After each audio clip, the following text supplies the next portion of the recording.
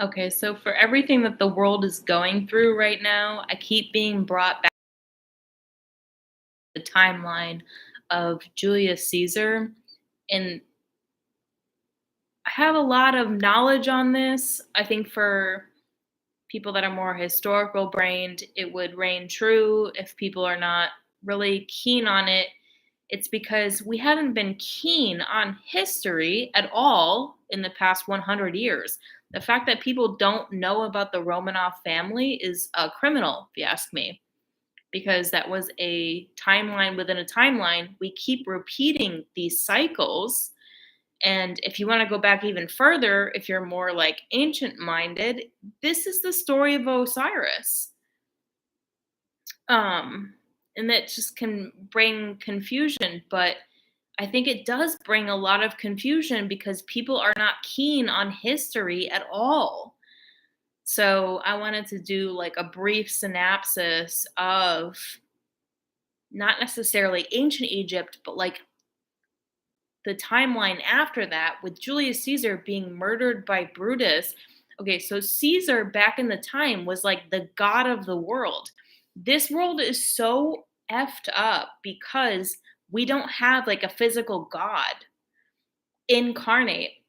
Back in the day, it was Julius Caesar. And then even after Caesar's death, and then coming upon Jesus, Jesus just said, like, render unto Caesar what is Caesar's. It was like an old world, it was like a dying world. But the karma keeps repeating.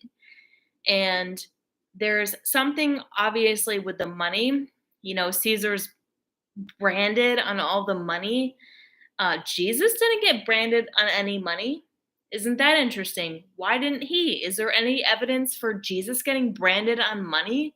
Probably not, because people, and excuse me, not people, the Jews, were probably like, no, forget that guy because we think that we control the monetary system. But like these people are so blind, they cannot see anything.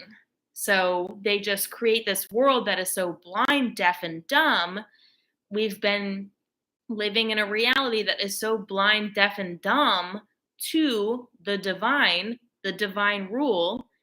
But the Romanovs had divine rule. What happened though?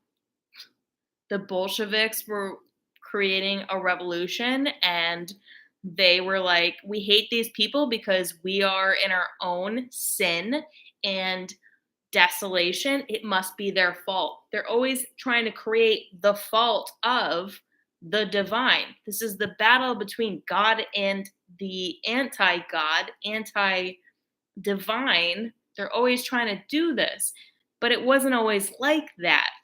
In the day of Caesar, Julius Caesar, um, I just killed a bug. I just killed something. How funny is that? Like, don't want moths in my house, so you got to get rid of it. I mean, that's just the way nature would have it. Don't want to kill things, but you got a mosquito, you got a bug, you got to kill it. Not in my nature, but hey, time calls for it.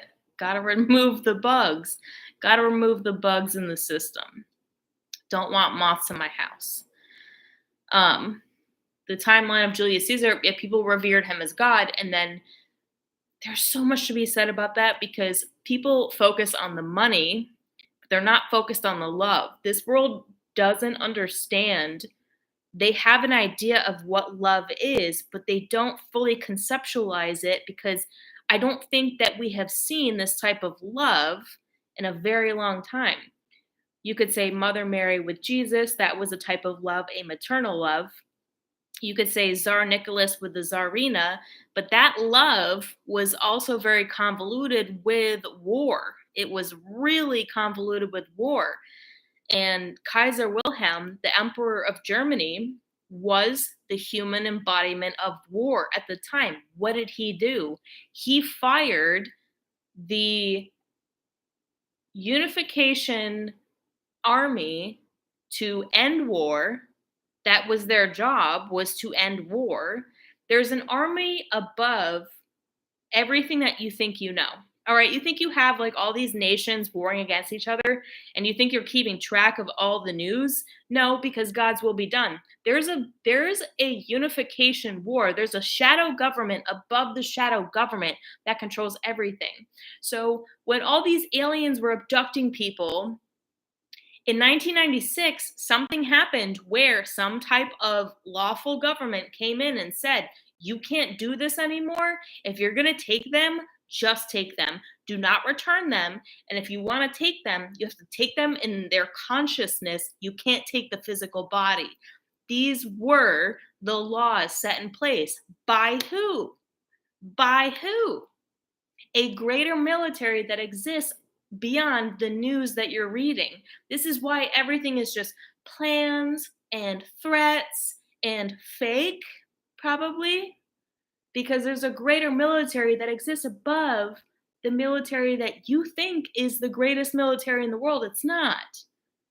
And it's always been around, and it's been watching the affairs of humanity just like kind of be ridiculous. But they do mitigate damage. They always have. But in certain timelines, like in World War II, there was a mercy about allowing destruction, and Kaiser Wilhelm, being the god of war, decided to allow war to continue for whatever reason. You know, it's all in God's will. Modern day, they still exist. They're still here. They're still doing what they've always done. The shadow government above the shadow government that people don't know about. It's always been here.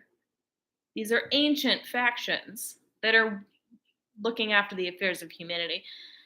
In terms of love, though, I mean, there's 4 different types of love according to the Greek, but one of them is obviously the love between man and woman. Now, physically, okay, because Mary and Jesus was a different type of love. Before that, it was Cleopatra and Julius Caesar. That was the love between man and woman. That alchemy has not been here since then. And Brutus was able to kill Julius Caesar because a type of a balancing of scales had kind of fallen off.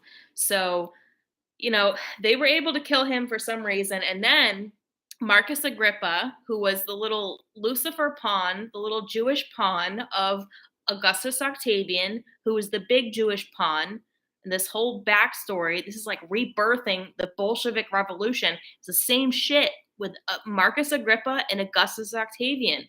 And you know what's sick and disgusting is people get Julius Caesar tattooed on them. And it's actually Marcus Agrippa. So I have asked, is that Marcus Agrippa or is it Julius Caesar? Because if you look up Julius Caesar, you're going to get the stupid Jew nose of Augustus Octavian, pretending to be he's Caesar, and he's not. So after Julius Caesar was assassinated, the world fell to the dark side of the moon. The energy passed. So even though the odds were stacked against Cleopatra and Mark Antony, they decided to go to war regardless, because what else were they going to do? They were still living. They were still alive. So they went into the Battle of Actium, where obviously Agrippa and Octavian were able to, create their victory. And then they go back trying to live ordinary lives. Isn't this interesting how history repeats? We're trying to live ordinary lives. What does she decide to do? She decides to kill herself. She decides not only to kill herself, she wants Mark Antony to know, she wants him to think that she killed herself. So she sends a message to Mark Antony in Rome while she's in Egypt, alive. She sends a message to Rome telling Mark Antony that she had died, when she in fact didn't. But she thought the world would be better if he weren't in it, because they were separated. Because he wasn't in Egypt with her, she felt like the world would be better if he thought that she was somehow dead, because he wasn't courageous enough to continue ordinary life with her. And what did he do? He killed himself. because he thought she died, he killed himself. And then in retaliation to that, she decided to kill herself. This is where we get the saga of Romeo and Juliet. Because he thought she died, he killed himself. And then when she found out he killed himself over the message, she wanted to kill herself also. So since then, we've had all these repeating timelines of murder and suicide. All this karma has been building up and building up because this is between Horus and Isis, when we actually needed the union of Isis and Osiris. Julius Caesar was Osiris. So everything got messed up when the dynamic between Cleopatra and Julius Caesar was compromised. So everything that we're living in now is a result of the compromising situation that the world created when they killed Julius Caesar. And I think I made my point. Oh my God, Michael Basham is here. Good to see you. Love is returning in its purest state. Exactly, and it's so ancient. Like, I keep going back to the timeline. It's Julius Caesar and Cleopatra. I remember being totally freaked out about the abductions in the late 90s. Yeah, everything changed in 1996 because they slammed the hammer down. You can't do this. Alrighty, well, that's it. You're the right kind of people. Love y'all so much. Good to see you, Michael Basham. Everyone, follow, subscribe, Spirit Force, FringeRadioNetwork.com. And I'll check you again really soon.